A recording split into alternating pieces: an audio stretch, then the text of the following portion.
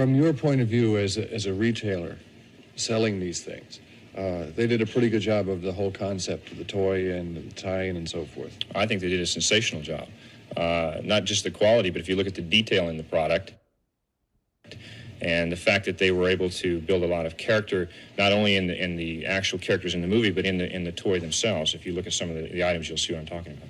So that Lucas was in effect a genius as far as toy characters. Well, I wouldn't be the first person to say that Lucas was a genius, but yes, he was a genius in the design of this particular, the sequence and the product itself, of course, was a byproduct of his movie, but I don't think he envisioned it being so large in the toy industry. I think this was a surprising byproduct, and I'm sure he's very happy with it.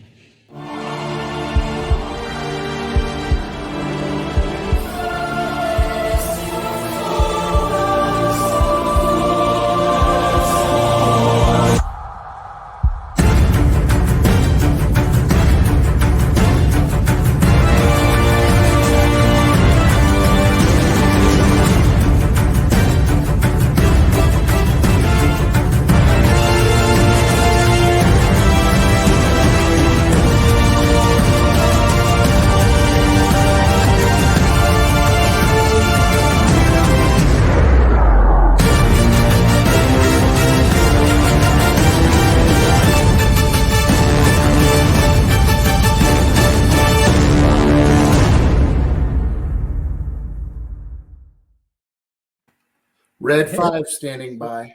Hey everybody, welcome to another episode of Collection Wars. How's everybody doing? Hey everybody. How you doing, Michael? And good. How are you? You know it's going to be a good show when I dress up for it, right? Oh, that's right. You know that's when it's going to be a really, really one for the books. Yes. Yeah, So I'm really grateful to Jim. You know, I had the opportunity to meet him in Tennessee at a show, and we talked for a few minutes. The guy's really busy, but just hearing the background and what this guy did, you know, and the role that he played at Kenner, you know, little did he know, I think, which we're going to hear the story, which I'm really looking forward to. But yeah, I mean, I'm looking forward to hanging out with that man. He's a good dude. I mean, Jim has literally, based on his role, he literally, touched all our lives, right? As kids, right? With these collectibles and these toys that we now, cherish. Like, that's right. Gold. Absolutely. Cool. Yeah, well, man. Without further ado, let's bring on Jim. Let's do it. Hey, Jim, how are you? Thank you for jumping on with us. You're welcome. Good to talk to you. Hey, Jim, how you doing? Hey, Jim, do you recognize this? Yeah. I have one right, if I can point to it. That's mine right there. Yeah. Yeah, There my you- original. So you know what this is then? Okay. I do. I'm very familiar with it.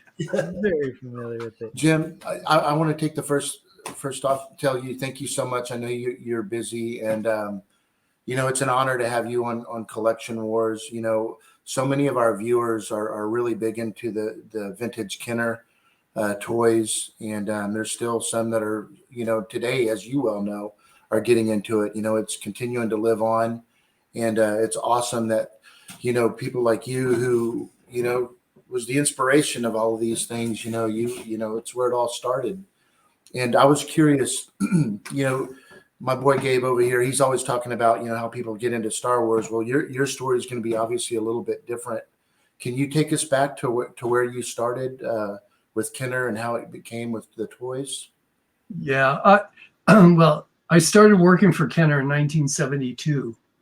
I went to the University of Cincinnati in industrial design, and I had a couple of co-op sections with a little toy company called Rainbow Crafts, which was best known for PlayDoh.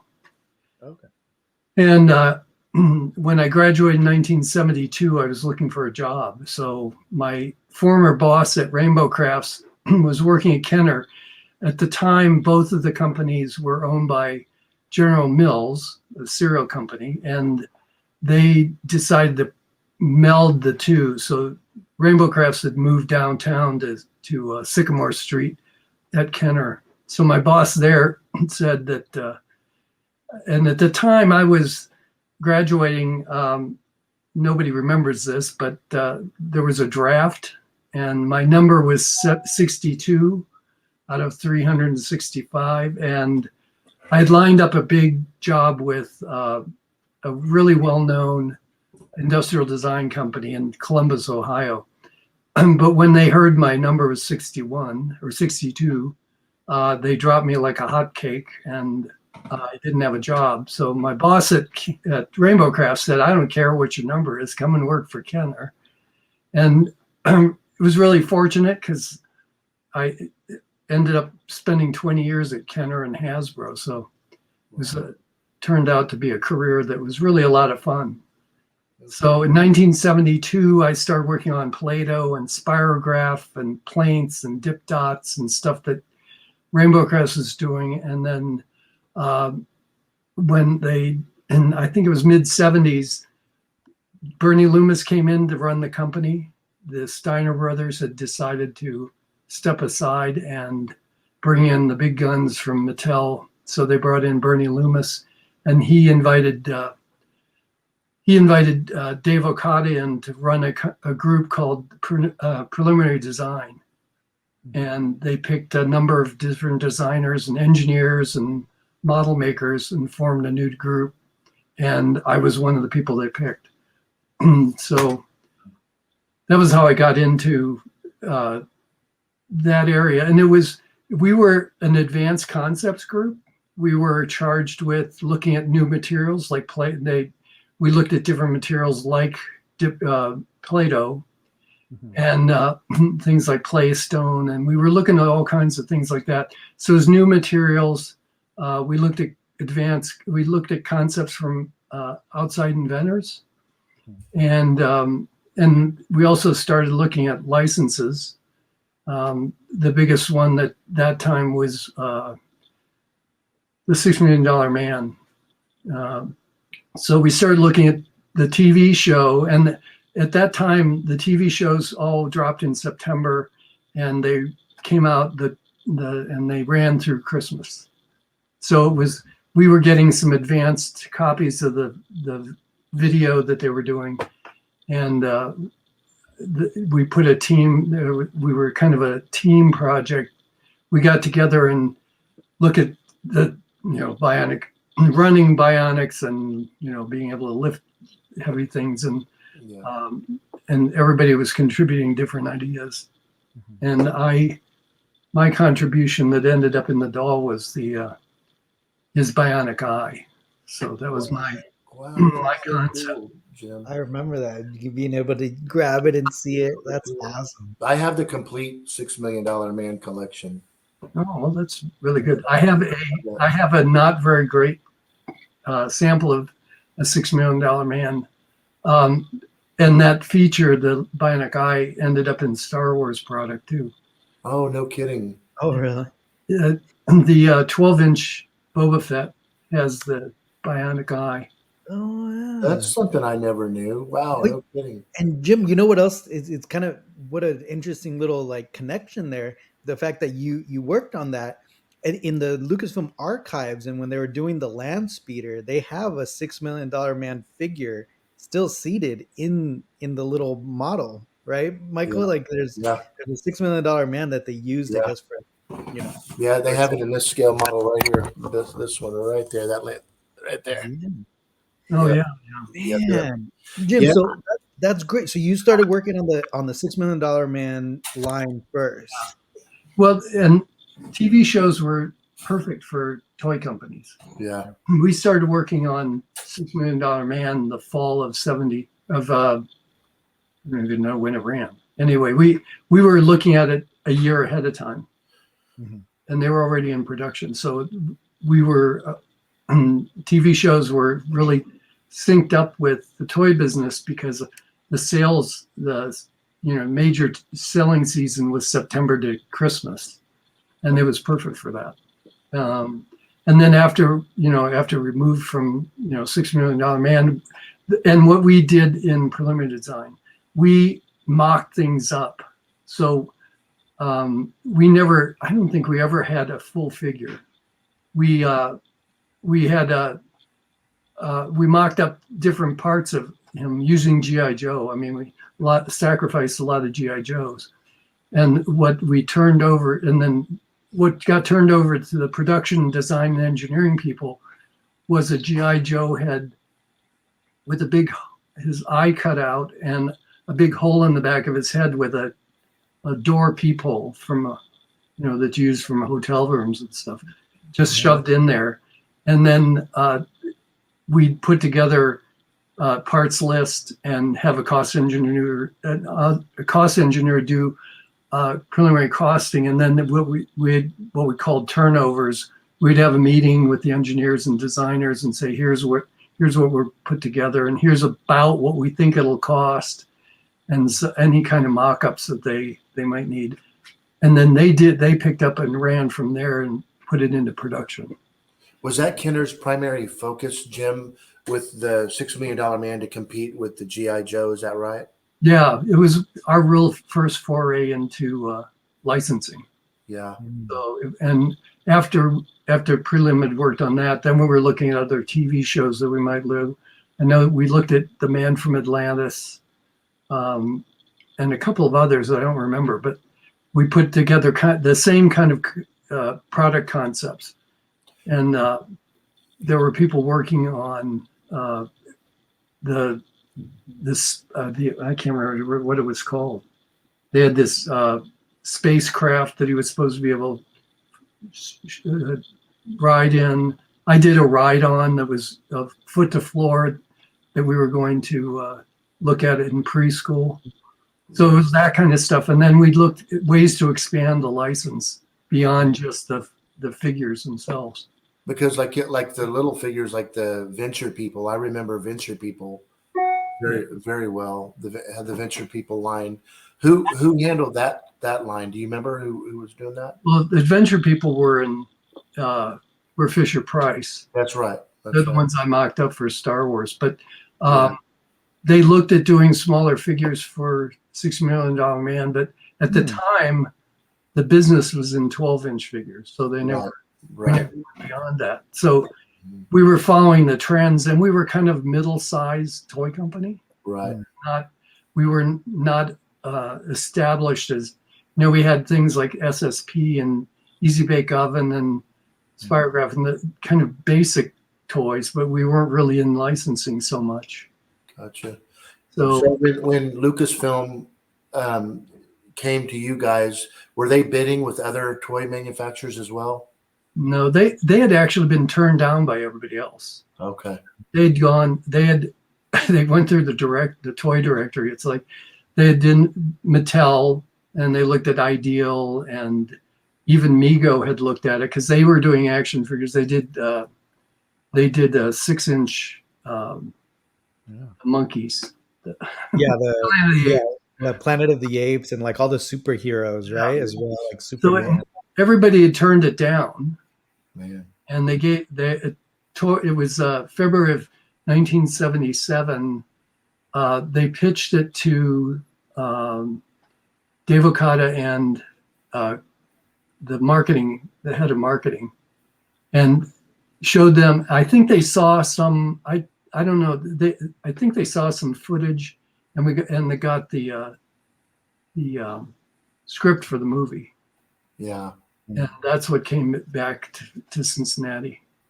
You guys went and just sat at a round table and said, "Hey, we got this script. It's called the Star Wars," and they shot you a couple of character designs. Is that right? Well, what happened was they came back from Toy Fair, and Dave Okada brought the script down and said, "Hey, we're looking at this. You want to take a look at this script for Star Wars?" And I had already kind of been tuned in. So I took it as my project because I had seen THX 1138 when I was in college in 1972. Very cool. And then he had done American Graffiti. So it was like, there's some synergy there. And then in November of 1976, Starlog magazine was a fan magazine. Yeah. And there was on the second issue, it came out in November, and it had a 4-paragraph article in it saying that George Lucas and 20th Century Fox were teaming up on a project called Star Wars. So I'd kind of seen that, and then when David brought the script in, it was like that's my project. I wasn't let it be somebody else's project. So I got to take home the script and what they called the black book. It was a ring binder with photographs from live action, because they'd finished all the live action. They were still working on special effects in February and March, and through actually right till practically they opened the movie. Wow. So I was already primed. So I took that home that night and read it and brought it back and gave it to David and said, go in your office and spend a couple hours and read this script, because it's full of toys. And Jim, let me ask you, whose idea? I got a million questions. I know we're limited here because, geez, I'm so excited talking to you. Whose idea was it to come up with a certain characters like the Jawa or Obi-Wan Kenobi, Luke Skywalker? Well, the very first ones are mine. I since I read the script, I just went through it, and the main characters we started with were, and we weren't looking at movie. We were still looking at just black and white photographs. So it seemed obvious that Luke and Leia and Obi-Wan Kenobi and that first lineup. I did the first lineup that I showed on at a meeting was were 11 characters short of the Death Star commander. Gotcha. Yeah. But our job at the time, was to convince the marketing people at Kenner and the management that all the other toy companies were wrong, and that they had turned down a potentially really good toy line because they were looking at the same thing we were, and all the other companies, the ones that were pitched before us, they were looking at the fact that it was a movie which could be in and out of the theater really quickly. There weren't movies lasting for more than months. Of course, yeah. And then it was science fiction. And in 1977, the toy buyers had been burnt by Paramount Studios with their Star Trek stuff. The stuff that they did in the mid to late 70s was really terrible stuff. It didn't relate to the storylines or do any of it. They didn't do figures. They were doing stuff, ray guns and that kind of stuff. Yeah. And then it was also opening in May, and we were looking at it in February. And the toy business at that time, and it's pretty much true today, although it's a little quicker, it would take us a year to put product on the shelf. So even if we started the day I read the script, we still wouldn't have had product until February. Yeah. So David and I and some of the other designers all started working on pitching our marketing group that we knew better than they, which now they all think it was their idea. It really was driven by the design department and me, and I got to be the lead on it, and got to push them to do the product line. So I got to do all the fun stuff. Yeah.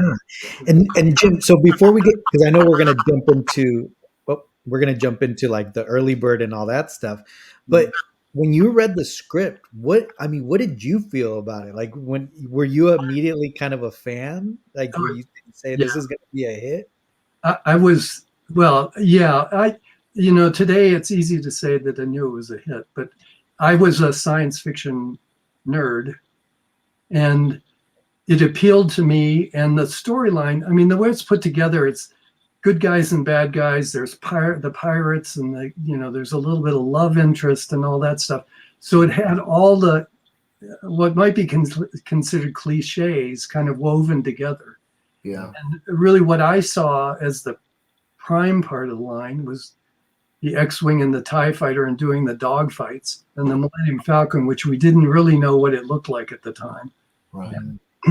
But that the idea of recreating that as a kid was really what I was looking at. The figures were important, but secondary to the recreation of what you saw on the screen, and kind of, pretending you're the your guy that's piloting the X-Wing or TIE Fighter. So, and that's why it lent itself to a smaller figure.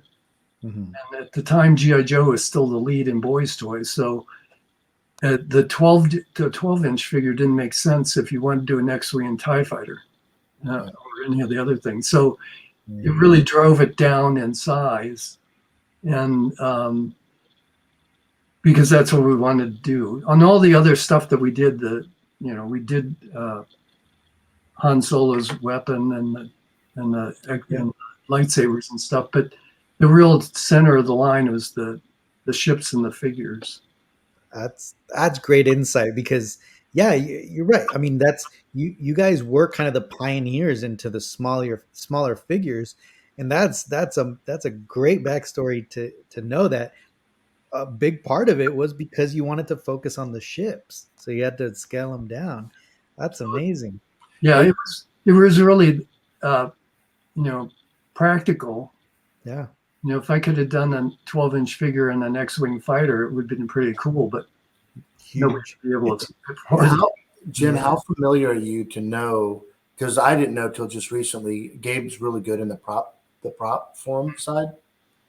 But we just found out we're getting this, what do you call it? What's that axe called? The Vibra axe? Yeah, that was used in Return of the Jedi. And the Star Wars vintage pistol, Han Solo's pistol or gun, they used parts of that in the film for a prop movie. Did you know that? No, but I'm not surprised. I mean, there's a lot of things that I didn't know about, like the die cast. I don't know if you were ever involved in the die cast side, but like the die cast TIE Fighter, right? That was used in Return of the Jedi. They used a bunch of those. Yeah. Well, I know there's R2-D2s on the mothership for ET. Close Encounters. Oh, Close Encounters. Yeah, right. Yes. Yeah.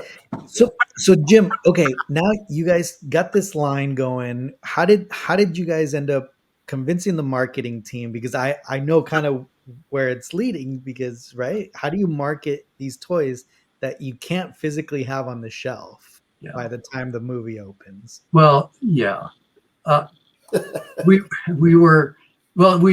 got easier and easier to convince people as we got closer and closer to the movie. But and I got to travel and talk about that. The early bird thing came out much later than the movie. I mean, they probably didn't work on that until in the fall. And they did know that we couldn't get product on the shelf. We knew that they pushed all the schedules to get something out early in '78. And there are a couple of people that claim the early bird. And I'm not one of them, because I wasn't involved in that. I was still too worried about getting product off, into production. Right. But the part that I played was I became the liaison between Kenner and Lucasfilm. So my first trip to LA was in March. Dave Okada and I went out to. The other thing we had to do is convince 20th Century Fox and Lucasfilm that this little Midwest toy company could pull off a product line. So we made our first pitch to 20th Century Fox when Alan Ladd was still running the studio, and Mark Pevers was the marketing guy for Kenner, or for 20th Century. And George Lucas wasn't in that first meeting, but we went out to California with a box full of stuff to show them all kinds of concepts of different things. We showed them the idea of doing action figures and at that time we hadn't settled on the size, but we knew they were going to be smaller. And that presentation was mostly big, boards. It was presentation boards. And then I went out. The second trip I made was to see Lucasfilm when they were still at Universal Studios. So the only reason I know the date is it was April 4th, is because if you've seen The Toys That Made Us, Yes. the acted part, the first, I don't know, minute or so, when there's people talking, those are actors reenacting my first trip. And I remember that. And I think it's John. I'm pretty sure it was John Dykstra, because when we were walking down the hall, there's a little bit of fudging because I can't remember exactly what it was. I walked into the building and saw all those things that I'd been reading about, X-Wings and TIE fighters, and a Death Star on model stands. And then the guy I think Dykstra says, too bad you weren't here yesterday. We were blowing up the Death Star. That actually did happen. I did hear those words because if I went back, there's a thing about the first movie, and they were talking. There's actually dates. I went through the shooting schedule and what they were doing on the. It came to April 3rd when they were blowing up the Death Star. So I missed all that, but it was a pretty fun trip. Yeah. Oh man. So then now you're at Lucasfilm. You guys are pitching these toys, the toy line. When did you finally get the stamp of approval? Let's go. Let's get this line going. Yeah, well, let's see. They started working on contract idea, and I don't know the dates for sure. They had a letter of intent, which was kind of like the preliminary to the contract. That happened they started in April, and the movie was opening on the 25th of May.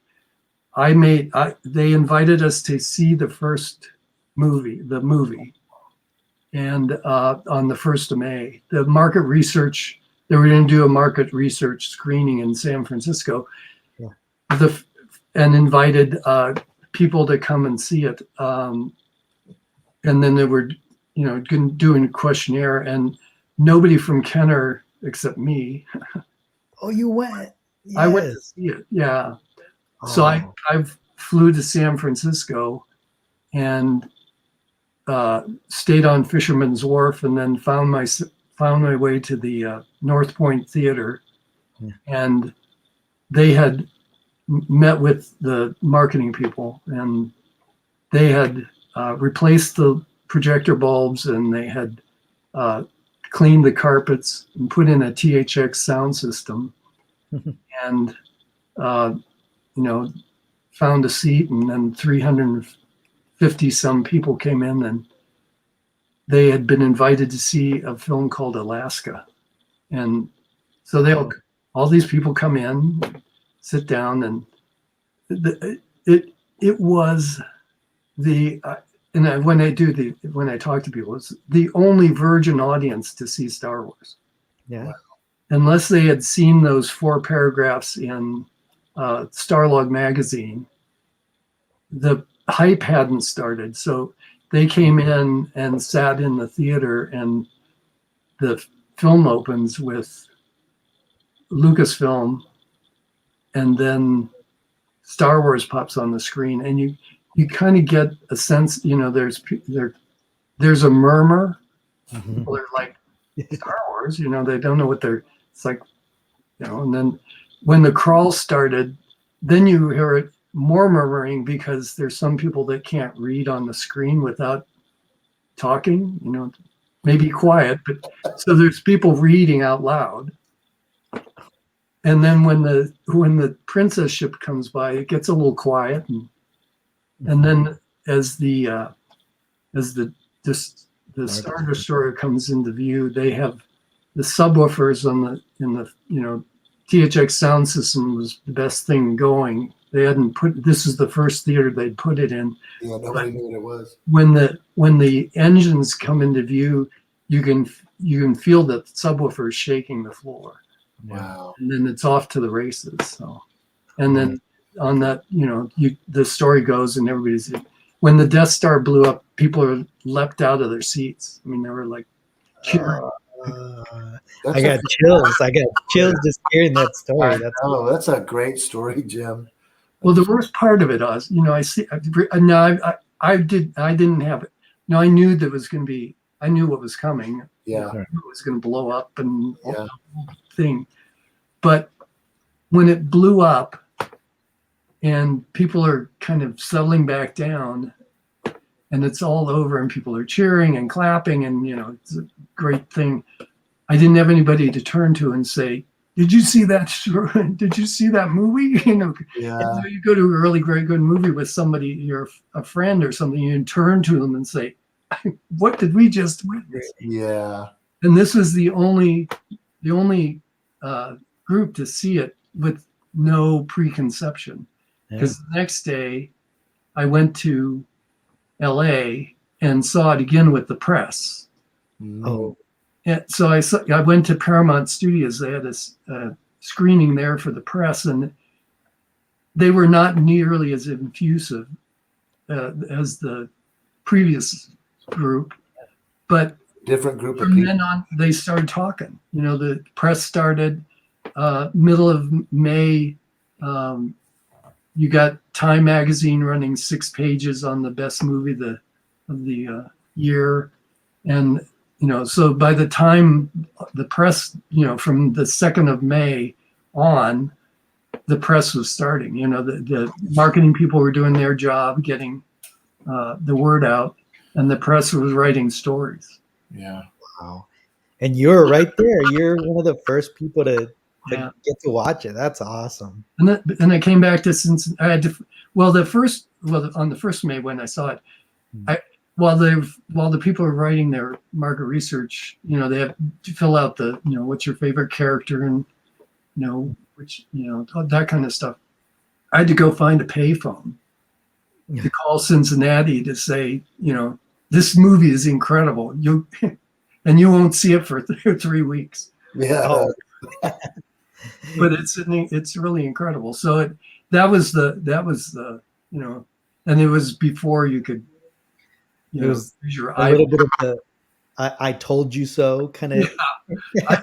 I feel really vindicated that I helped talk. I can just imagine, Jim, when after the film came out, just how crazy it must have been at Kenner trying to get everything out. I've seen, several documentaries in relevant to the, like the early bird and trying to hurry to get the toys out.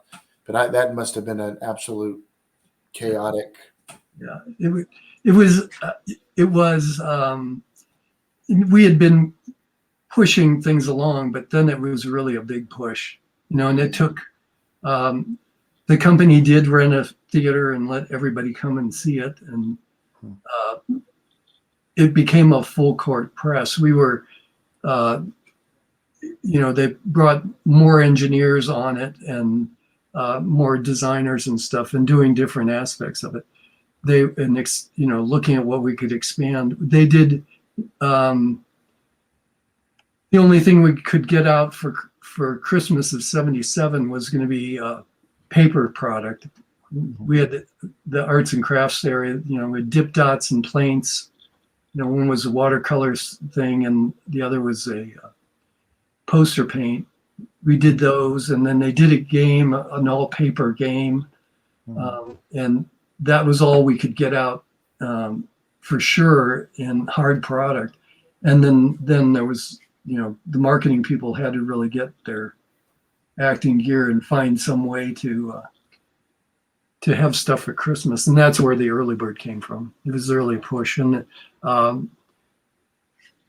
it wasn't Bernie, but I don't know. There were other people in a meeting, and I was I was too busy doing other products, and Of course. we were pressed for getting stuff like the world's worst lightsaber, the inflatable lightsaber. And we were working on other ideas. We did some games and stuff like that, but and getting all the turnovers ready, because every figure had to have its own cost engineering input, and so there's a lot of little stuff that had to happen. Yeah. And Jim, I had a question. So obviously, now looking back on it, right, we knew that the smaller figures were going to be kind of the way to go, but simultaneously, Kenner also put out, right, a 12-inch line, right? Or is it around the same time? We did pretty close. No. That was all done in the girls' toys area, because they didn't need preliminary to do things like that, because we had already done the Boy Scout line before that, and so the figures were pretty straightforward, and they had to do soft goods. So the doll area, the soft girls toys group would do that kind of stuff. And I was, as things kept coming, I was going back and forth with Lucasfilm asking for stuff. So I was sending emails, and not emails. We didn't have emails. Yes, exactly. We could fax stuff. I think we had a fax machine. We didn't have any other stuff, and I was sending Ben Burt notes saying, I need these sound effects, and I needed they were doing at that time reel-to-reel recordings and sending things to us. Wow. And I made a long list of figures that we might do, and at the time too, Lucasfilm didn't know what we would need. The first X-Wing and TIE Fighter prototypes were built on 4x5 photographs, kind of 3/4 views of figures. Then we didn't have what you need is a top and side and bottom and all these views of everything, and they didn't realize that. And they didn't have a lot of information. We gleaned that by going out and pulling blueprints and things, and then some of it was just on their end was catching up. George would say, I need the original Millennium Falcon actually looked more like the Prince's ship. Oh, Right. It wasn't hamburger shaped. Right. So some of that was on the fly, and then we had to go back and say, well, if we're going to do an X-Wing, we need all these views, or a blueprint to at least give us a better idea what the thing looked like. Yeah. The first stuff was not as accurate from a proportion standpoint, but again, we were doing toys and not collectibles. We weren't designing stuff for 40-year-olds. We were doing it for 8-year-olds. Yeah. So it changed the what our focus was, and we were also trying to do an X-Wing for $14.99 retail and not $55. Yeah. Now I look at the price points and I wonder, if I had a price point like that for a 3 3/4 inch action figure, sure they could look better. Right. What I find so amazing, Jim, I don't right now, just because I don't want to damage the toy, like this beauty right here that you're familiar with, that back then a lot of this, like the sounds, a lot of that stuff was like new technology, correct? Oh yeah, the closest thing to high tech was the LED on the nose. Yeah, exactly. And then we didn't have anything but red. The red LEDs were the only LEDs out. But what's so amazing though is over 45 years later, with in good condition, and they can even be there's people out there that have YouTube videos on how to clean them up and make them work again. But like this thing works 110%. You know, and it's amazing that something so new in technology, 45 years later, it's still working. You know. We didn't have it. You know, we didn't have chips, sound chips. Yes. An electric motor with. It's like putting a playing card in the spokes of your bicycle. Yeah. It's basically a gear and a little piece of mylar that's making the sound. So, Wow. Jim, I know you had your hands on a lot of the toys, obviously. Mm. What are some of the specific toys that you can talk about that you had your hands on? Those were like your main things that you worked on. Well, action figure wise, it's the first 11. Mm. I did all the preliminary work and then turned it over to design and sculpting and stuff. The X-Wing and TIE Fighter, I did the layout drawings for the prototypes, not production, but the prototypes that were turned over. And the Death Star playset.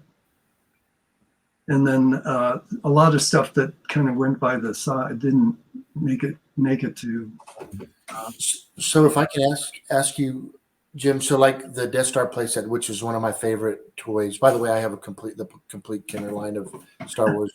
Go figure.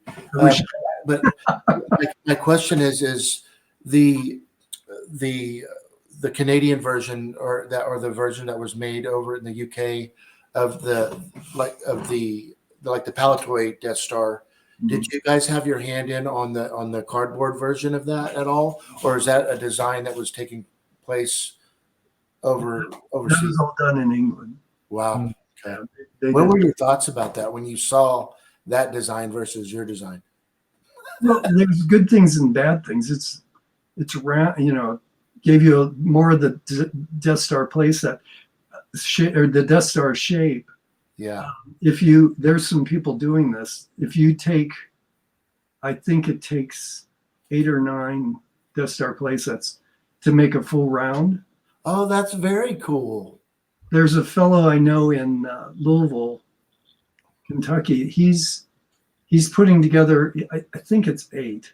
We actually made it a wedge shape so that it could do that, but we never did it.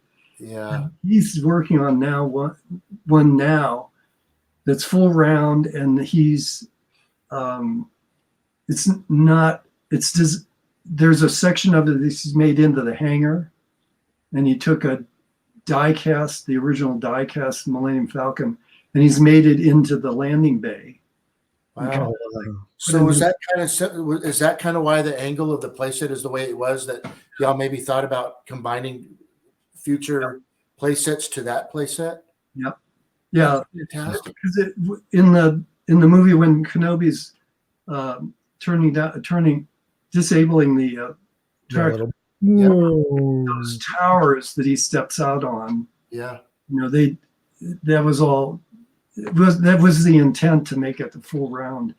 But the price point wise, it would be impractical. But Yeah. For I'm sure. waiting to see the finished one, because it's it'll be, you know, the scale changes from piece to piece, but he's trying to make it adjust it to the movie to make it really kind of cool. So I'm looking forward to it.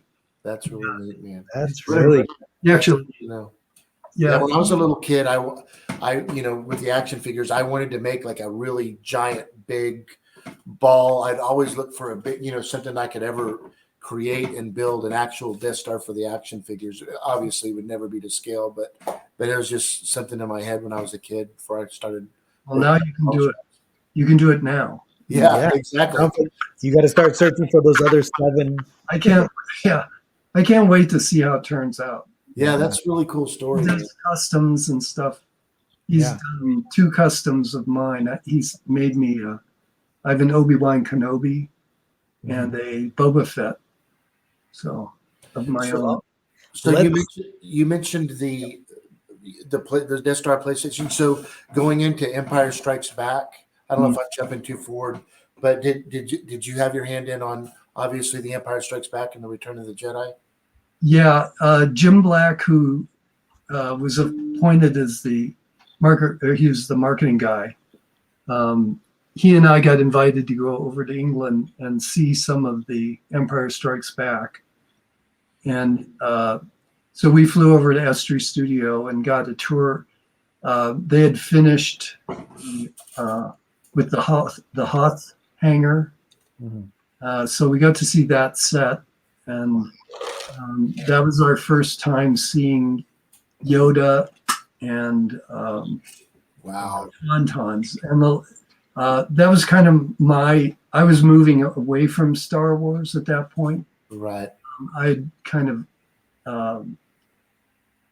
because production design people could do almost anything. You know, once you do one figure, you can do all the rest. Right. You did somebody from prelim. And then, so I came back. We weren't allowed to take photographs of anything, but I came back with sketches. You know, I did sketches of Yoda, and the last product that I worked on was the Tauntaun.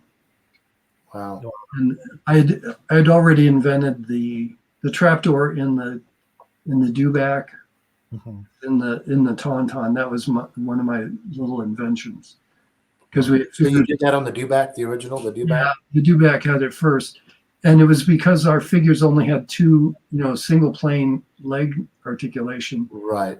And we wanted to put them on the dewback. They looked silly if they were sitting on top of it. So Right. Yeah. that's where the trapdoor came from. And then we used it again on the Tauntaun. It's great how y'all integrated some fake legs inside the chaps or whatever. That worked out perfect. Yeah. You know. So that wasn't the last product, but that I kind of was moving away from the movies because I we had a management change, Right. and I wasn't getting along with the new vice president and the director that he hired. That's usually what happens. You know. So word got out that I was. So we were going along, and then the last figure that I worked on was Boba Fett, because it was Dave Okada was still in, and it was going to be a top secret project. They were going to let us do it before the movie came out. Yeah, and it came back into prelim because we were not you couldn't just walk into prelim. It was a you had to be invited to come in, so people didn't wander around. So the Boba Fett was kept in my area for quite a while, and then it was turned over to engineering to finish him up. So my model was built on parts from our own figures. Got it. And he was used for a lot of photography. That mock figure. What figures was he mocked off of? What's some of the other figures that made that one Boba Fett? The main body is a C-3PO. Okay. And the model shop built his armor, and then the arms are carved from stormtroopers.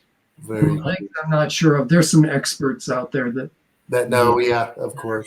I think it was Death Star Commander, but I'm not sure that the head is carved out of a Darth Vader because there was enough material. Because my mock-ups were done with an X-Acto knife and body putty, so they're not sculpted for production. And then the model shop, so I carved the head, and then the model shop built the rocket backpack because at that time it was a separate piece. But I sacrificed one of my Japanese robots. I had a collection of die-cast robots, and I took one of the arms off of one, and took the arm, and then they built the rockets for the side, and then did that. So, but he was used over and over for stuff. Wow. Private stuff.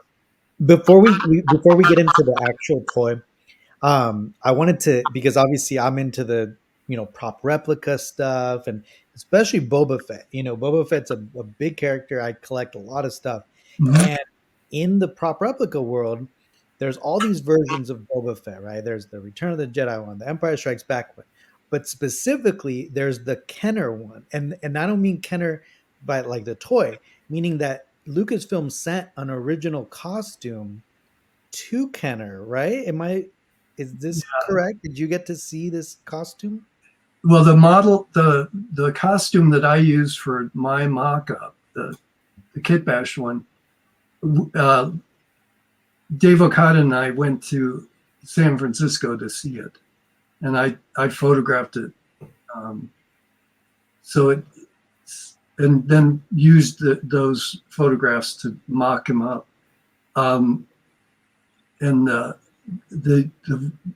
Much later on, because closer to the movie, they actually they brought an actor from LA and in the costume, and he was in Kenner in the Kenner offices at Kroger. I never knew about that. Yeah, that's the one. There's a lot of pictures of the Boba Fett at the Kenner studios, and obviously the prop replica people study that specific one, and they're like, well, that's not the touring one, that's not the screen, because there's so many parts, and so they're all a little bit different. So that's really cool. So the one I saw was never went beyond. It was never put on the screen. Okay. And it wasn't the white one. I didn't do that one, or didn't see that one. But they had one that was in color and all that stuff. That's why the rocket firing Boba Fett that's in a lot of the photographs, the mock-up one, has eyes on the helmet. There's these. That's what the model, the costume I saw had the eyes on the helmet. And that I don't think it made it to the screen. Right. And they painted and repainted and all that stuff. Yeah. Are you familiar? Because nobody seems to know this, and I know it's been a long time, and who knows, but do you by chance know how many rocket firing Boba Fett's were actually made, approximate? Or is it, because everyone has a different, some people say 18 were made, so I hear a bunch of different stories. Yeah, I don't know. There's some guys you can ask, not me. Yeah. But I ended up with 2 of them. Did you? And I sold one of them for, I don't know if I should say, but it was about 20 years ago. I sold it for $18,000. Wow. And then I had another one that I gave to somebody. Wow. A Kenner person. And that's classy. Well, then I found the rocket. It didn't have a rocket. So I asked for $500 for the rocket. Did he give you the 500 for it? Oh yeah, he gave me the 500, but I think he sold his for $100,000. What's up with that? You know what I mean? I gave you this and you sold it. I think so. I don't know for sure. I've never asked because I want my finder's fee. Right. Jim, do you keep in touch with? I know that there's been some of them have, since passed away. Do you still keep in touch with a lot of the toy designers from back then? Some of them, yeah. Yeah. And like the fellow that did the first land speeder model passed away, I think 2 years ago. Right.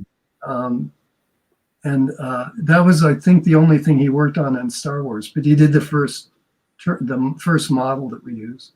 And when I look at when I do presentations, I have a picture of the preliminary design group, the model makers, the engineers, that group.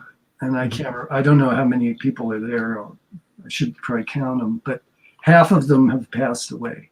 Yeah. There are no engineers left that worked on stuff. There are no model makers.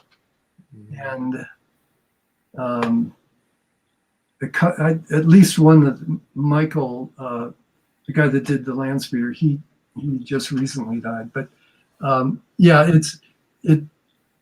made a presentation. I hadn't done it with that slide in it, and I didn't have a confidence monitor. And so I had turned to see what the next slide was to make sure, it's easier when you have something showing you the slide that's coming up. And I turned, and for some reason, it struck me at that moment that half the people in the picture were no longer living. Oh, man. And it hit me. It kind of, it hit me kind of in the heart, because it was like suddenly realizing that.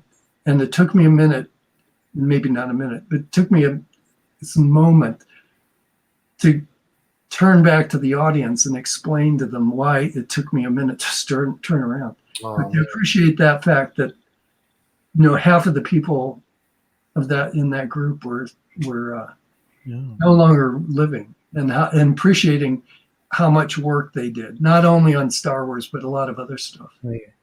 And I think one of the biggest things, Jim, that again, as fans, as kids that were playing with these toys, is that, I mean, the work that you guys did, I mean, for a whole generation, it literally it molded our generation. Those toys were everything to us, including now as adults, right? Where here we are, 40s and 50s and 60s, and we're still, those are our favorite things in the world. Michael and I always talk about this because we have these big collections. What's the first thing you would grab if you had to, an emergency?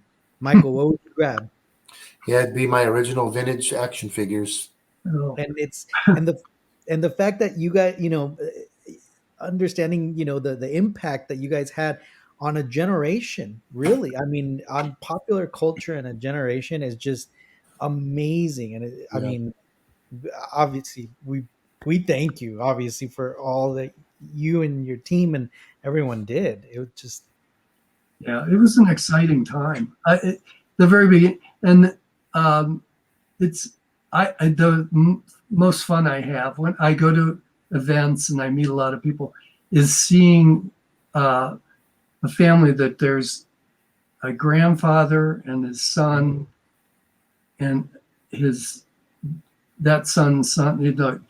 I'm not sure that I've seen 4 generations, but I know I've seen 3.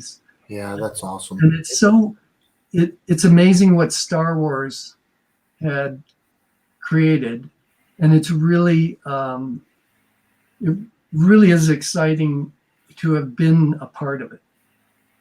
And what's exciting for us, Jim, Gabe, and I, through Collection Wars, we're able to get these fantastic stories, and they're going to live on through the channel where people years from now can hear these great stories.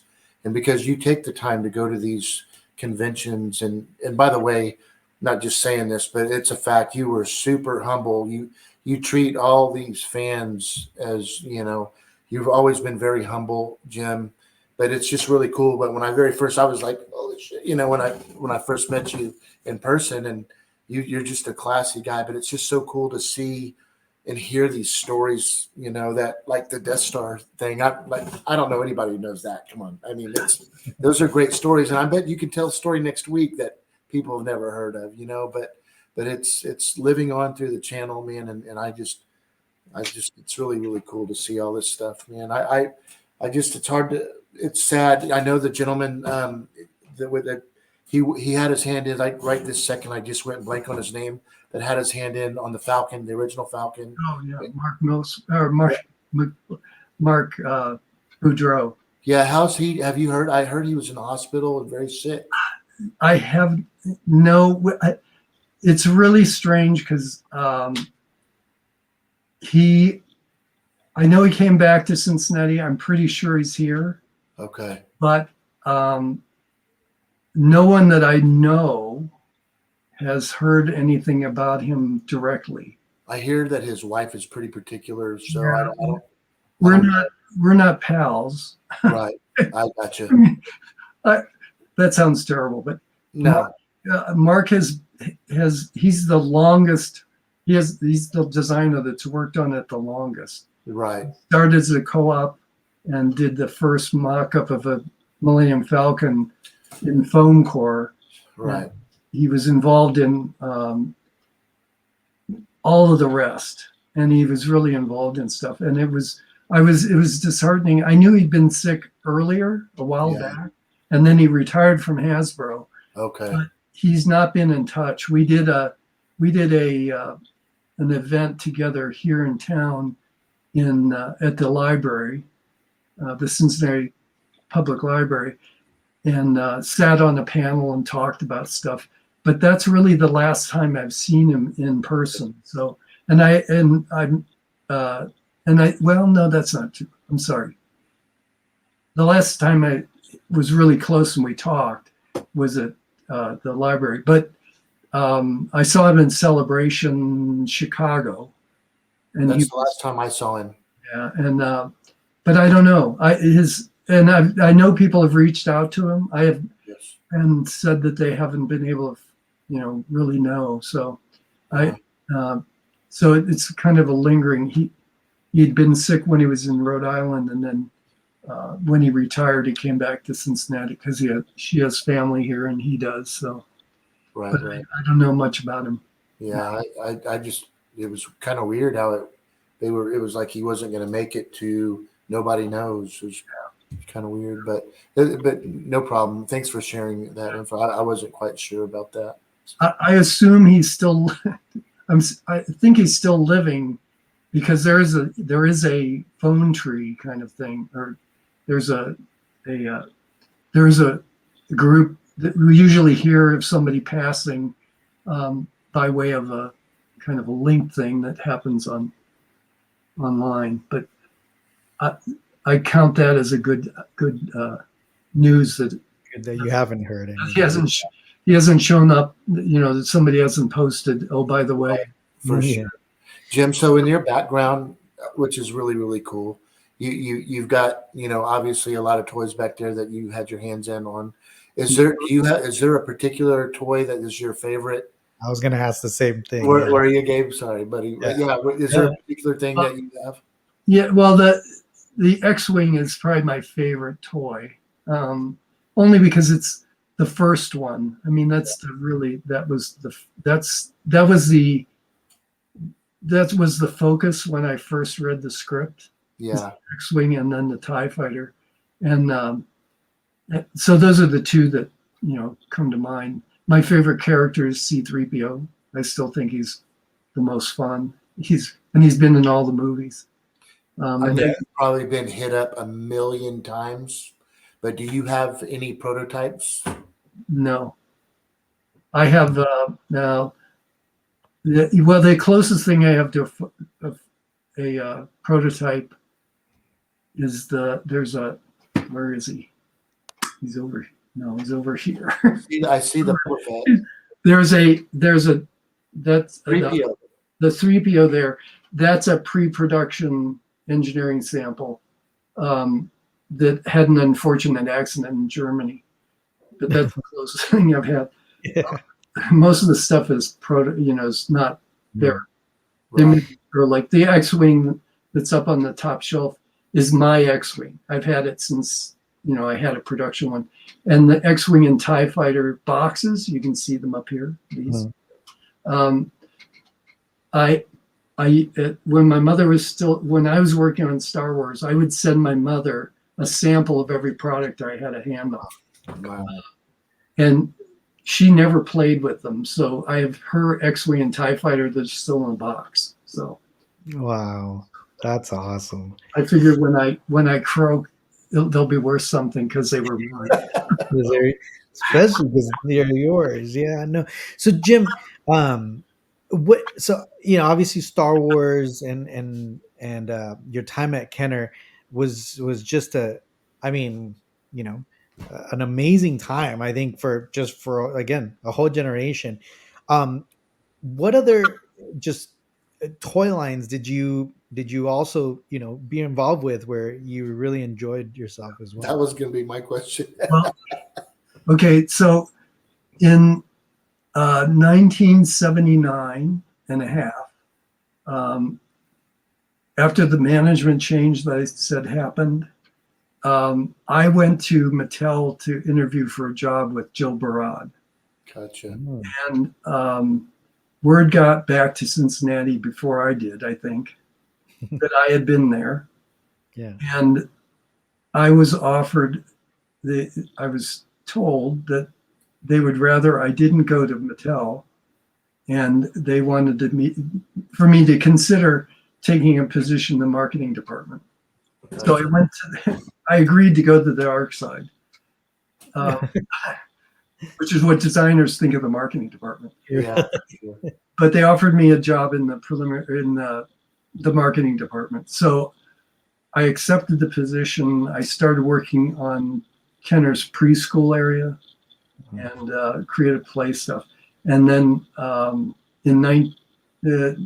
probably right around the beginning of 1980, I inherited the Strawberry Shortcake line.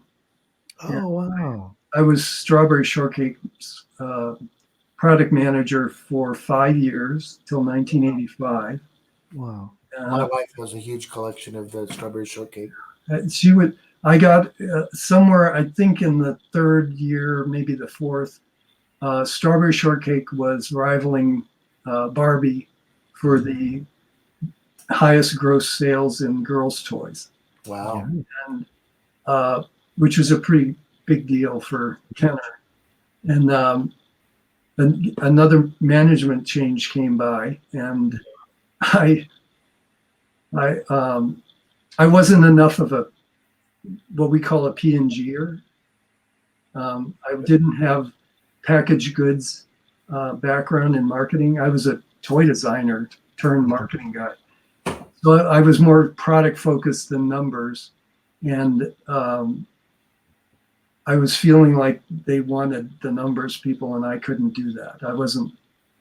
I didn't feel comfortable doing that. So I managed to get a job at Hasbro in girls' toys and became marketing director there for a while. So I worked on Gem and the Holograms, Moon Dreamers, Real Baby, a bunch of girls' toy stuff. Yeah. And then in 1991, I think, Dave Okada asked me to come back and do girls' toys at Kenner in the design area. And 1992, anyway, in 1992, I ended up retiring from Kenner and started my own design consulting company with Tim Effler and Tom Osborne. And we did contract work for a lot of toy companies and package goods companies. So, you know what, Jim? Watching some of the documentaries in regards to like the beginning of like when Star Wars, the original Star Wars was being made, and all the crew that was involved in making the original Star Wars, and the fun. I mean, it was stressful, of course, right? But it was like fun, and it kind of seems like Kenner had that same type of. It was happening with Kenner. It was like fun, and everybody, they were flying you out to go do things. It did, but then it starts getting more corporate, and then it starts to be not as fun. And you see a lot of the people even that had the big names in their hands in Return of the Jedi, and they were just done. They were ready to move on and do something else. And kind of sounds like you were feeling that way with Kenner. Yeah, well, yeah, it did change some. I mean, in the beginning, when Bernie Loomis was running the company, this is kind of going back. He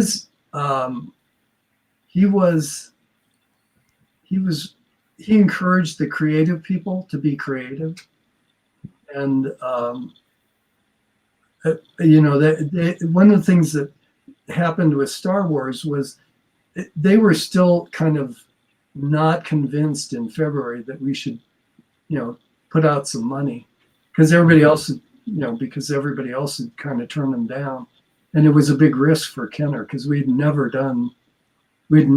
stepped out like that. And Bernie's kind of philosophy, along with the famous toyetic thing, he let creative people keep creating until he was convinced they were not right. So in Star Wars, he let us keep doing stuff for months. I mean, we started in February, but it was February, March, and April, and he was willing to let it go. The Mattel and Ideal and a whole bunch of people that looked at it before just looked at movie, science fiction, and said, "Nah, we'll pass." And when they do in the documentaries on Toys That Made Us, when they interviewed Mego, Mighty Abrams, most of that segment was about why didn't you get Star Wars? And Yeah, I heard that. I Star remember Trek was seeing like, why did you turn Star Wars down? that. So, so it was just conventional wisdom was that Star Wars wouldn't be Right. or wouldn't be big enough to invest in. And the same way with the actors, when they did interviews with Carrie Fisher and Mark Hamill, they all thought it was fun, but it wasn't going to go anywhere. And Alec Guinness, he it was like his, there's an interview with him online about his agent saying, want to get involved with this thing called Star Wars, and he's talking about some silly thing. Yeah. Nobody. They did it anyway. I mean, there was good money in it, I guess, and he said, I think he was talking about the money was okay, but they got 2 points. It was like right, something like that, right? With the 2.5. Yeah. And that really paid off. I didn't get any points. Yeah. Well, you should have. You definitely should have. Now my points are, getting to talk to people at Comic-Cons and stuff. Yeah, for sure. Oh, really? Well, speaking of, Jim, do you have any plans coming up? Any conventions that you're going to be visiting anytime soon where people might be able to? Well, I'm going to be in March. I'm going to be in Worcester, Ohio. Yeah. I do all kinds of things, small, little places and stuff. Yeah. Worcester, Ohio. Then I'm going to do. I know I've got another one set up, and then I'll be back at ICCC, I think. Yeah. I'm trying to bring some more Kenner people. Last year, I got a couple of sculptors to come, and Tom Osborne and Tim Effler came because they did other stuff. Tim was really involved in Jurassic Park, and it was another license that the marketing people said it's just dinosaurs, and said it's Steven Spielberg's dinosaurs. Yeah. So he talked them into that. So they came. The sculptors were a big hit. That was the best fun. They Steve Geddes came, and Nancy Flanagan, and they did a really good presentation because they have stories about. There's one about me coming into the sculpting department to talk to, I think it was John Gardner was heading up the studio, and my coming in and saying, we need to do some action figures. They showed him some stuff, and he said, and I've said, well, how long do you think it'll take? And he was like, oh, I don't know, some 6 months or something. I said, well, we need him in October. And, it was like, well, that'll take a lot more people and a lot more time. But they were a big hit. Steve Geddes was, he did the Dagobah playset and tells a story about being bored, kind of bored because it was like taking a long time, and it's a big, it's like lots of little details and stuff. So he tried to put his daughter's name on the back of a snake, and there's a self-portrait hidden in it. And it all made it through. Nobody caught it. Yeah. Before it went to production, and so it came out. And then somewhere along the way, somebody said, "Is that you, right there in those roots?" And he was like, "Yeah." Oh, that's hilarious. So, do you know the story behind the Topps C3PO, the triple X3PO? Do you wonder what really happened if that was the same kind of thing that snuck through? Are you familiar with that or no? Yeah, there's a C3PO Topps card that was released, the blue series. No, I'm sorry, the green series cards. And one of them, it's the normal C-3PO, but the other one, it looks like he has a heart on. Hard on? A gold heart on, and I have it. It's out there. But everyone says there's stories, but it was a disgruntled, employee, but it made it through production and it made it out to the public, and yeah, and now it's a famous triple X 3PO card. Yeah, I'm sure there's other stories that people aren't telling. I Yeah. know. I want to go look at my Dagobah and see if I can find a face on it. I know. Yeah, now you have to look, because at the show at the ICCC con, Yeah.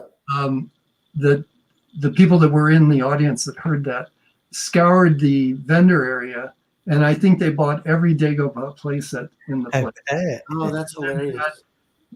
Had he and Nancy had brought their waxers, the hot knives that they use for waxing, Yeah. and had him carve his name into them. That and That's awesome. and he did the Rancor monster, the first Rancor monster. So he was branding these Rancor monsters all day long with people. Signature. Oh, that's amazing.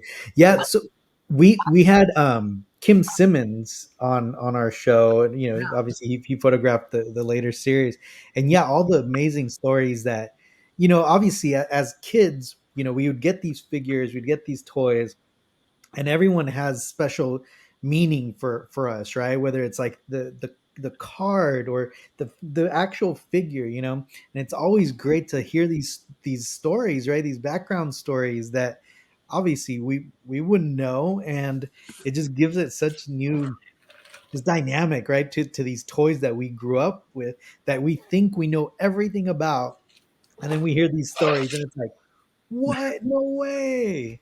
So Yeah. thank you. Yeah, I at one of the Nashville shows, I was doing I think it was a Q&A after I did my presentation, and somebody asked me about the variants of the first Luke, the Luke Skywalker with the yellow hair and then the orange hair and stuff. And they were talking about variants, and I guess, and I said, well, as far as I know, it was a mistake made by a vendor, because in the first year or two, they kept bringing new vendors on, and in China, and those figures were all done in China. They had vendors that were like mom and pop shops that would make figures and stuff, and if they didn't read the spec right, or they just forgot or something, that became a variant. And at the time, in the first 2 years at least, they'd come to marketing and say, hey, we've got 5,000 Luke Skywalkers with orange hair. What do you want us to do with them? And they'd say, ship them, because you needed to fill the pipeline because they're flying off the shelf. So there was some chatter, I guess, online about, I just called them mistakes and not variants. Oh no. So I said, well, one man's variant is another man's mistake, but now you have to have them all. It wasn't intentional. If it were intentional, then it would be like, There you go. it's like, now they do intentional stuff now at Hasbro. When they brought out the vintage figures in multiple colors, as what they call them, I don't know. They get you so you'll buy them all. Yeah. Of And course. that's like intentionally Right. kind of like messing with people. It's kind of like, oh, well, we'll create a shortage of these by not making very many of them. Yeah. Hey Jim, I had a question about the lightsabers. Now, was that intentional with the extra little, the little I don't know what to call it. Just the extra little The telescoping saber. telescope. Well, the prototypes that I turned over, Mhm. we were searching for a way to do a lightsaber, and we wanted to appear from the hilt. But the model that I turned over, the concept that we turned over, was a spool of really heavy duty monofilament fishing line that was on a spool in the back of the figure. And then and the idea was you could pull it out and then you could reel it back in. You know, kind of a thumb thing. You could turn it and have it go back inside. That's what we turned over. But the engineering people were trying to they couldn't find a material that would coil up and when it came out be straight, because monofilament, the way the way monofilament is made, it's spun and it comes out in a coil. It's coming out of a machine, it's being extruded and it, you know, spins down, Right. and then it's put on a spool and you know, eventually it makes on spool in the hardware store.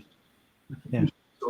But so they couldn't find a material that was straight that you could coil up and not have a memory. They needed a magic material that we didn't have. So the engineer that was involved with it tried the double telescoping lightsaber. Yeah. It just it wasn't reliable enough, and that's why they changed it to It broke real easy. the odd one, you know, that kind of one that's like frozen. Yeah. Yeah. And it would still retract. Part of it would retract, but Yes. the other question was, why is Luke Skywalker's lightsaber yellow? And that's, well, Luke Skywalker didn't have one. That's my first answer. He played with his dad's. That was yellow. He didn't know it was his dad's.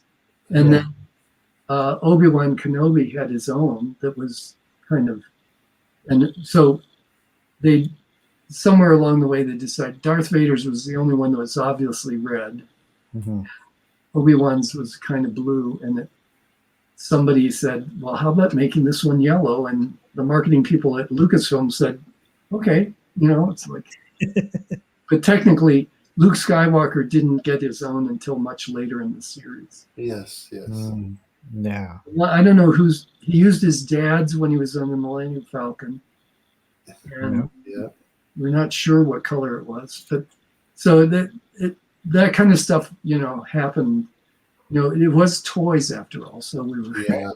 So a lot of it, you know, there are other things that kind of got through, and you know, it's like, well, you know, it's okay, but it really, if we'd come up with the magic material, it would have been much easier for us to do the way they do now, where they just stick a lightsaber in his hand. But we wanted magic in it. Yeah. But if you look, I have a very old photograph of the first ones, the first 11, and the Darth Vader, Obi-Wan, and Luke all have the pulled out lightsaber, and in all the pictures you can see it. They either go this way or they go that way, or you know, they're never straight. So and we're again pressed for time, so we gave it to the engineers and say, see what you can come up with. We know that, you know, this isn't going to be it. That's back then. So and Jim, and obviously we want to be respectful of your time. I know it's getting late, but I did have one just out of curiosity. The rocket firing Boba Fett. What were you involved with the whole, like, hey, let's change it to non-firing versus firing, or was that kind of different department? Well, it was a different department. The reason that happened, the toy business back then, and I think still today, the toy business is very conscientious about safety. Right. And there's Carl Wojan was the head of our safety department, product reliability and safety. He came from Mattel, and we were at that time too, we were part of General Mills, and the toy business, the product reliability and safety people all talk to one another. They all know each other, or they tend to know each other. Yeah. When there's a problem, it kind of gets out very quickly. And Mattel had a problem with a Battlestar Galactica spaceship with a rocket that fired and it choked a child. Yeah. And it wasn't just one; they had some. But when a kid aspirated one and died, it traveled the toy business really quickly. And Carl and his people knew that we were working on the rocket firing Boba Fett, and he had authority to stop things. I mean, if there was a safety issue, all he had to do was call the vice president of engineering and say, "Stop doing that. Here's the deal," and all the other toy companies would know it too. If they were working on anything similar, they would have done the same thing he did. Right. And he just said, "You have to stop. We can't put that on the market." And Right. years immediately went to work on what, we were already in pre-production. We've seen samples. We have samples we've been testing. The safety and reliability people have been firing rockets for probably weeks, or at least a week when that happened. And testing them for how far they shot and how much energy and all that stuff, shooting them at, seeing if they put somebody's eye out. They would be doing that. So they just said, "Stop, you can't," And so it was a full stop, and the engineers were like, "Oh gosh, we got to, go to the guy that's got the tools, and how do we fill in the slots, and how do we keep the rocket in there?" Because it was even concerned that that just a loose rocket could be a choke hazard. Yeah. But that's what happened. It happens in the toy business. I mean, I worked on a project that had an air pump in it. That, the plastic deformed, and it deformed, and it was felt to be unsafe. So we did the same thing. It's like the engineers and the marketing people. It's like, okay, stop. Look at this thing, find a solution as quickly as you can, or make the changes you need to make it safe. Yeah. It was and I think it's still the same. You don't hear, you still hear about product getting through that hurts someone or kills somebody, and the CPSC gets out and says, it's an unsafe toy and stuff. But generally, in the toy business, people would, there wasn't a choice between, well, how many kids are going to die? It's like, right, exactly. That's like, you don't want anyone hurt. Right. Yeah. I just recently saw a clip from an episode of Pawn Stars where somebody brought in the Toy Fair prototype, the carded prototype. And obviously, like the expert that went and reviewed it was just like freaking out. He's like, "Oh my God, this is one of a kind. This is the only one." And everyone's just like freaking out. It's one of these Star Wars lores, right? That just traveled generations and generations, right? The vinyl Cape Jawa, the rocket firing Boba Fett is just like, obviously the holy grails of grails for Star Wars. And to know that you're a part of all that, it's just fascinating. It's amazing. I'm always asked if I have any of the prototypes, like you did. Yeah, I knew that was a popular question to you. Probably the most popular. I only know of one prototype from the very beginning, and I know who has it. I've asked him to put me in the will.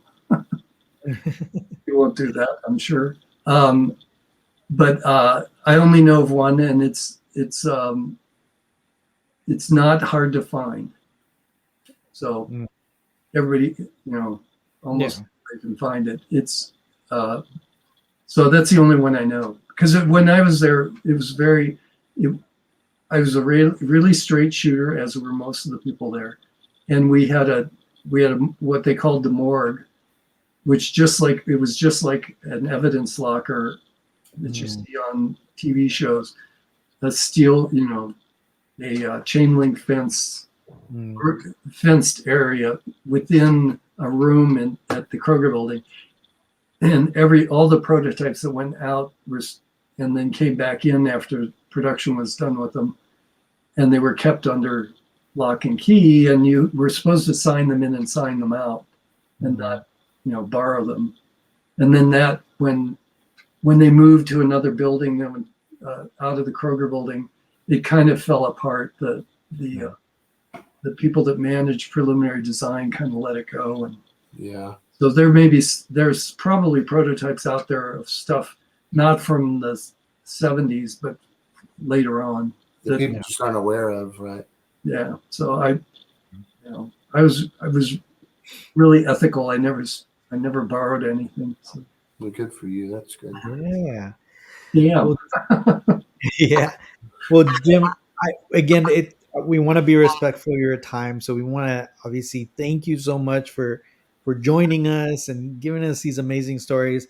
What I do want to say, I think, and I speak for all our viewers and possibly for, again, a whole generation of us, we want to thank you so much, again, for pushing the line through, right? I mean, I think that's huge, right? You're a major part of our childhood and our fandom. Obviously, some of us never stopped playing with toys, right? It went from those figures to statues to life-size stuff, and it continues to be just one of the best fandoms out there. And there's not a single person that we've had on this show that when we ask them what got them into Star Wars, they don't reference back to those original figures that you had your hand on. And I could assure you that every single one of us, all our viewers, are super thankful. And again, from the bottom of our hearts, thank you so much for jumping on with us. Yes. For sure. No. Yeah, I want to just say real quick, Jim, there's not too many people out there that obviously can have these awesome stories, not necessarily just because it's Star Wars, but it is, and you were the guy. But not many people can say that I have touched hundreds of thousands, literally, of children's lives. And it's crazy because, a lot of those children are now 53 years old like me, and it's my sanctuary. It's my getaway, and it's a lot of our viewers' getaway. And it sounds kind of geeky, but I mean, look at your background.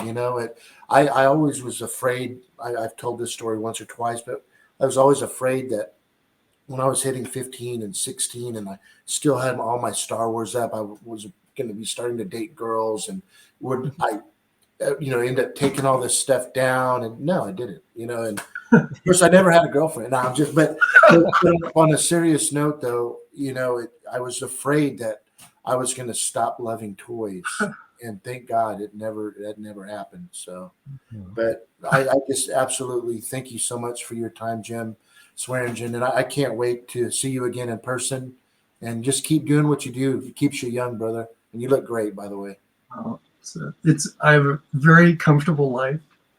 And I never dated girls either, so I am married, but anyway, and just it's always a pleasure talking to people. It's a lot of fun. I do tend to. I was Star Wars Insider magazine. They had an issue, not this latest issue, but the one before. I was looking at an article that they had in the magazine called, what's it called? I've got it here. All Figured Out. I was looking at it online, and I'm looking at it, and then I'm reading this, there's kind of this first paragraph, and then it gets down to where it says Jim Swearingen, and then the more, and I didn't realize it was an interview I did with somebody. and it's like when I first saw the toys that made us, I didn't catch on what I was reading. Yeah. And then it's like, oh, I did this interview, because there's this long paragraphs, and I tend to talk. People ask me a question and I'll talk, and sometimes it seems like I talk too much. But No, not at all. No, You're not talking too much, yes, but yeah, we could listen to you tell stories. Everybody, we can keep this going if you want. Yeah. Now I'm going to put a plug in. Yeah. Please. I want all the collectors and people that love the movies and all that stuff. I want them to lobby the Star Wars celebrations to invite me as an invited guest. I've been to celebrations before, but I've never been like one of the featured guests. And I figured I should be up there with all those. Absolutely, with Gus Lopez and all those guys. I pitched. Be there. I want to go on the main stage.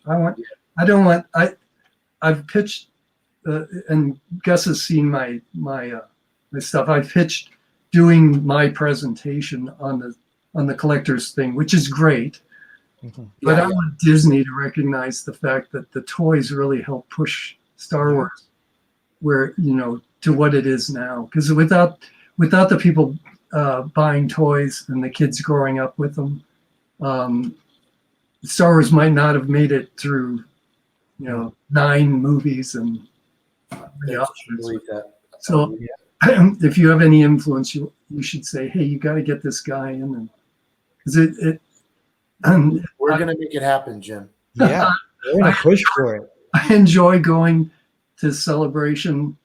It was this last one. I took my husband, and because he hadn't been to one with me for a while, we went to one in Florida. But after the Toys That Made Us, he got the kick out of walking through the show with me and people stopping to have pictures taken, or an autograph. And he was like, I didn't really, I knew people knew who you were, but he was like, this is pretty interesting to see people stop and ask me for an autograph and stuff, which you're not supposed to do at Celebration.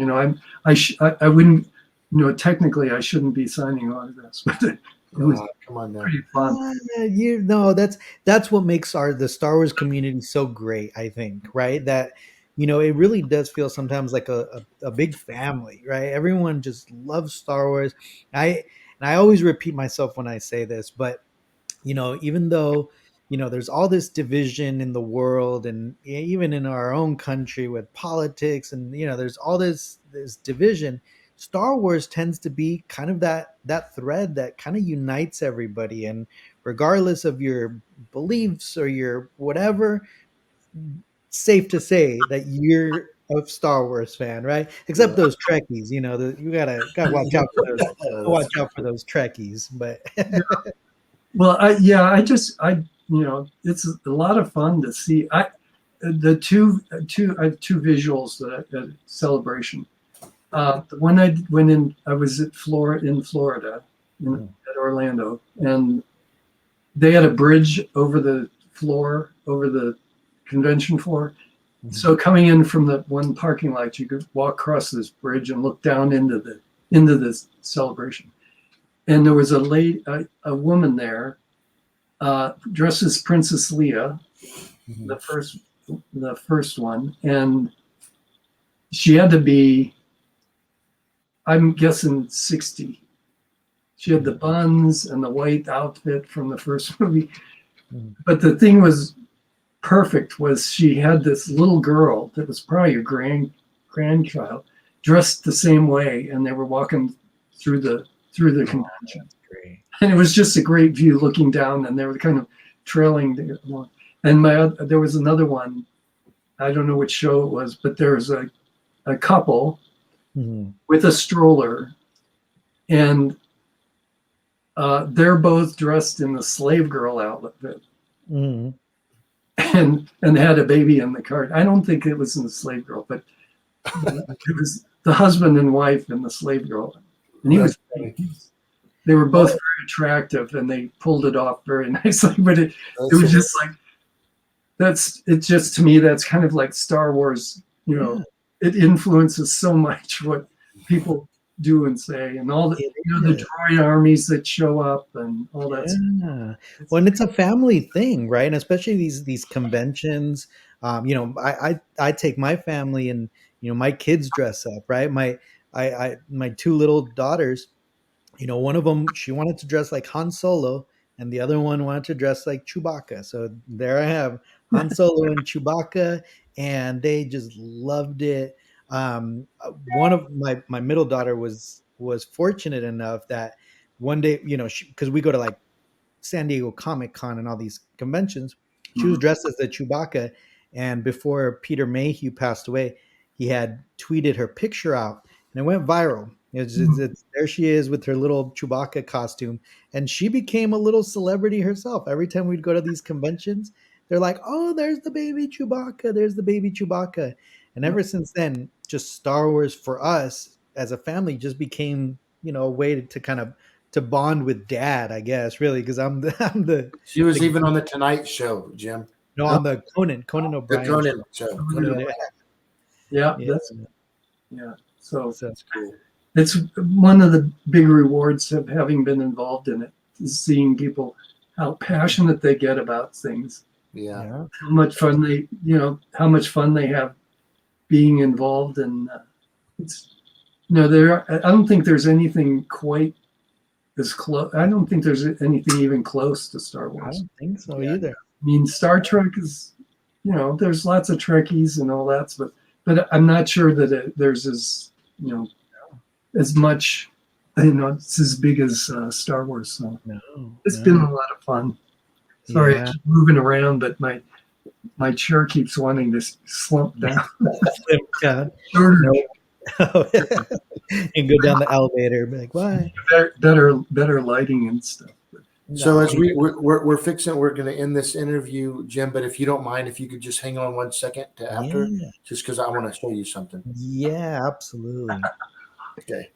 But again, thank you again for joining us, Jim. It was a pleasure having you. And I can't wait to go to, I want to go to one of these conventions and meet you in person. Yeah. So you guys know, we have two missions here for all our watchers. Number one, let's go meet up with you at ICCC or one of the conventions you're on so we could all get to meet you. Number two, let's push for Jim to get his guest spot at Celebration. Yeah, we're gonna make it happen. We get some of our viewers. We've got some pretty good pull, Jim. I don't think you realize. So hopefully, I'll look forward to it. I bought a ticket. The only ticket I could get was for Monday, the 30th of April, which is the Monday after Easter. I bought the ticket, but I'm not going unless I can. I've been invited to sit on a Boba Fett panel, and if that happens, I might go if I can find a hotel room. That's funny. But I really do. Whoever's out there, I really do enjoy meeting everybody. I do not encourage you to friend me on Facebook because I don't accept everybody's Facebook. Yeah, understandable. I have too many. I do have a public page, so Jim Swearingen on Facebook is open. But I don't post very much. I'm not a very good poster. So. Yeah, you're talking about being techie. I'm the same way. I'm not techie whatsoever. But it's okay. Your role in Star Wars, you're good. Jim Swearingen, your Star Wars royalty in our book, so you don't need to worry about that kind of stuff. Well, and feel free to cut anything you can't use. Oh, come on now. Jim Swearingen, I just want to say thank you so much for your awesome stories. You're welcome. It's been a pleasure. All right, guys. So, Jim, hang tight, and we'll see you guys next week. Take care. You're all clear, kid. Now let's blow this thing and go home.